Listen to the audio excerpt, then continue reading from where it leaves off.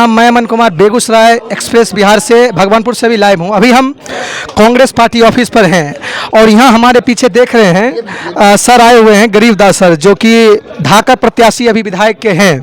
तो चलिए हम उनसे भी जानकारी लेते हैं और हमारे साथ पहले चाचा जी हैं तो इनसे भी जानकारी लेते हैं। इस बार क्या माहौल है?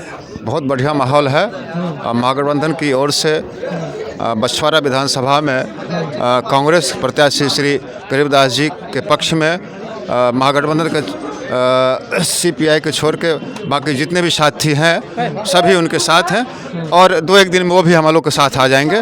और मैं भगवानपुर प्रखंड वीआईपी प्रखंड अध्यक्ष के तरफ से पूरे भगवानपुर प्रखंड के वीआईपी परिवार की ओर से धन्यवाद देना चाहता हूं श्री गरीबदास जी को, जो पीसी करके हम लोगों के साथ ले करके, और हम लोग तहे दिल से पूरे वीआईपी परिवार भगवानपुर प्रखंड की ओर से श्री गरीबदास जी को तहे दिल से समर्थन पूरा सम्मान के तौर पे उनको देना चाहता हूं और आगे जो है इनको जिताकर विधानसभा भेजकर श्री तेजस्वी यादव जी और हमारे माननीय मुकेश सहनी जी का हाथ मजबूत करना चाहता हूं। हाँ, धन्यवाद। तो देखिए आइए तो थोड़ा सा एक मिनट दीजिए समय।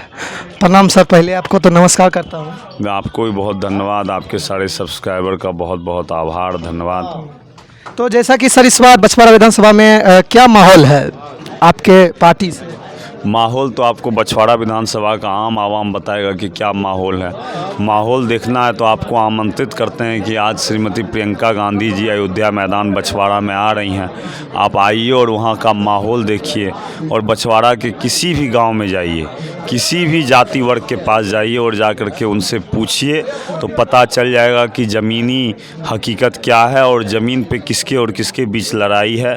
तो आप पाइएगा कि हमारी सीधी लड़ाई और सीधे टक्कर यहाँ पे हमारी एनडीए से, हम लोग एनडीए से लड़ रहे हैं और लड़ाई एक तरफा हो चुकी है, क्योंकि इंडिया गठबंधन के तमाम साथियों के साथ साथ इस लड़ाई को अब बछवाड़ा का हर एक युवा लड़ रहा है, खुद को गरीबदास मान करके, और उसका मजबूत साथ बड़े बुजुर्ग, किसान, मजदूर, बीड़ी मजदूर तबके के लोग और हर एक जाति वर्ग और समुदाय के लोग दे रहे हैं। अवधेश राय जी भी तो दावा कर रहे हैं कि इस बार हम भी सीट निकाल लेंगे। अवधेश राय जी का दावा जाकर के इसका उत्तर माकूल अवधेश बाबू ही दे सकते हैं, हमारे अभिभावक हैं। मैं उनसे अपील करूंगा कि आप हट को छोड़िए। बिहार मान लिया है तेजस्वी यादव जी मुख्यमंत्री होंगे, उनको युवा नेतृत्व मिलेगा। मुकेश सहनी जी उप मुख्यमंत्री होंगे, उनको युवा नेतृत्व होगा। बछवाड़ा में अब डबल तेज़ी से काम करने की आवश्यकता है, तो आप युवा को मौका दीजिए और किसी भी ढंग का जो रुकावट आप पैदा नहीं कीजिए। आप आ करके, और मैं उनके पार्टी के भी तमाम पदाधिकारी और कार्यकर्ताओं से भी अपील करूंगा कि इस बार आप सभी लोग मजबूती के साथ गरीबदास का साथ दें। मैं आपके सम्मान को कभी झुकने नहीं दूंगा। तो सर क्या आप जीतने के बाद बदलिएगा तो नहीं?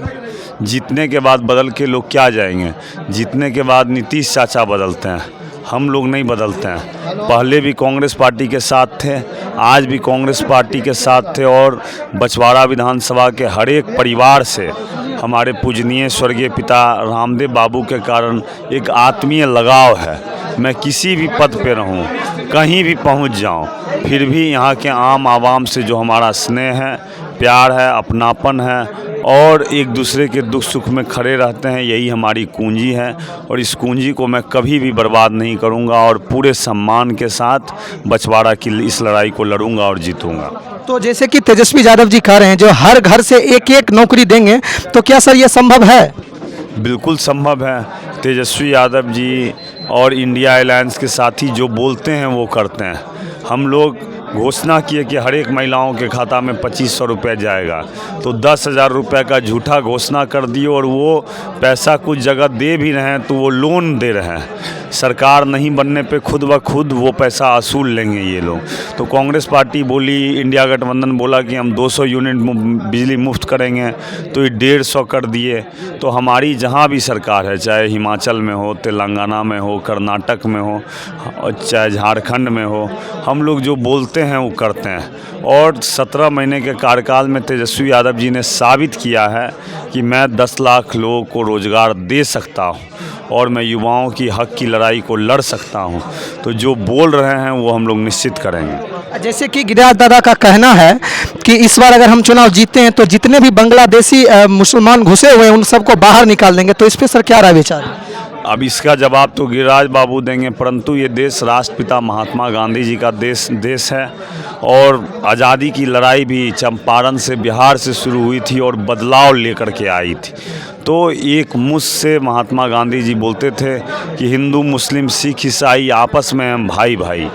तो हम सभी लोग राष्ट्रपिता महात्मा गांधी जी को मानने वाले लोग हैं। सभी जाति, धर्म, मजहब का इक्वली सम्मान हमारे दिल में है, हमारे पार्टी के दिल में है और इंडिया गठबंधन के दिल में है। तो सर अभी अगर आप जीतते हैं तो क्या क्या काम पे सबसे पहले आपका ध्यान जाएगा? बिल्कुल, बछवाड़ा को एजुकेशनल हब बनाना है।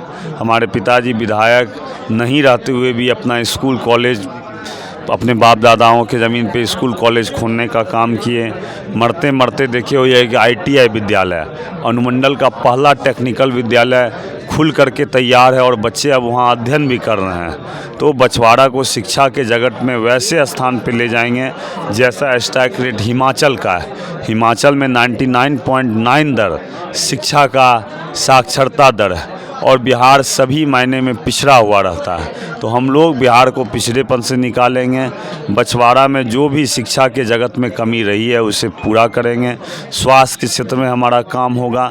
ऑक्सीजन के कमी के कारण देखे हुए है कि बछवाड़ा में बच्चे की जान चल जाती है। साथ ही साथ उद्योग के क्षेत्र में ही बछवाड़ा बढ़ेगा। धन्यवाद। धन्यवाद।